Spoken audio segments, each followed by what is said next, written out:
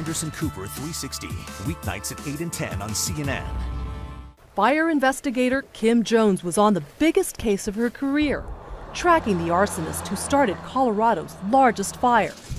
New revelations about the case would force her to re-examine the evidence, the matches and the ashes in the campfire ring.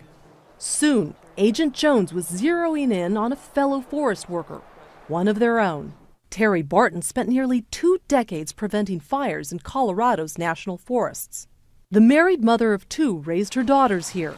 This was Barton's backyard. She was the one praised for trying to put the fire out. Now Jones was closing in on her because her previous statements just didn't make sense. So Jones confronted her. We don't know what happened, Terry, but there's no way, anyone else started this fire. You started the fire. I'm not an arsonist. She's like, I'm not an arsonist, I'm a firefighter. Barton began to buckle under pressure. What she was about to reveal to Agent Jones during a tape reenactment, and Terry, you've given some previous statements to the agents and just would shock her small mountain community. Were those statements correct statements as far as your count of what happened? No, they weren't.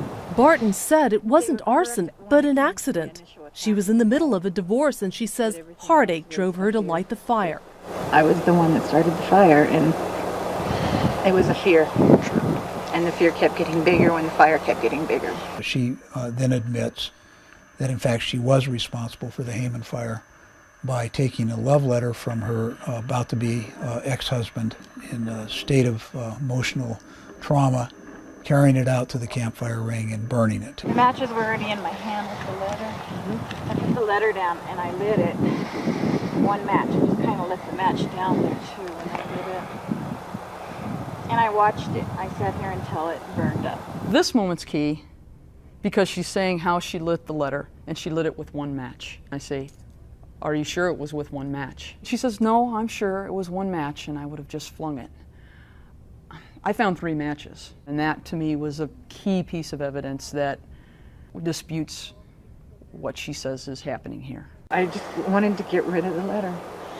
It was an emotional act and it was a stupid act on my part, and then I tried to cover it up because of fear. And we had an admission. She was admitting to being responsible for this fire, and that was the goal. But Jones says the evidence never pointed to any letter. I never found any remnants of paper.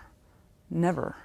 But to an untrained eye, it would seem plausible that the paper, along with the matches, would just simply burn in the campfire, and that's the end of that. Well, I still had the matches, and they didn't blow away. I was pretty confident that if there had been any paper there, we would have found it. Jones and her mentor, Senior Special Agent Paul Steensland, sent this ash from the campfire to a federal lab to screen for trace evidence of paper. And of course, they found not a shred of paper material in the coals. We don't believe that there was ever any love letter in this case, and that her motivation was to start a small fire, certainly not the biggest fire in Colorado history, but start a small fire, suppress it, and then be recognized as a hero. And so, whether a heartbroken Terry Barton ever burned a letter remains a mystery. The case never went to court. Barton pled guilty to charges of arson and lying to federal authorities. And in the end, what does it say about the evidence you had against her? That it was strong. Agent Jones says, in a strange way, she feels sorry for Terry Barton and her daughters. People think that, they burned something and it's gone, but there's evidence there. And it speaks very loudly, and it was key in this case. Also key, this rookie fire investigator's instincts that resurrected clues and solved a mystery out of ashes.